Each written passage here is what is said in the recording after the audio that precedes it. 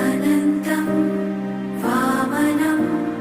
शौर्यं वैकुण्ठं पुरुषोत्तमं वासुदेवं ऋषिकेशं माधवं मधुसूदनं वराहं पुण्डरीकाक्षं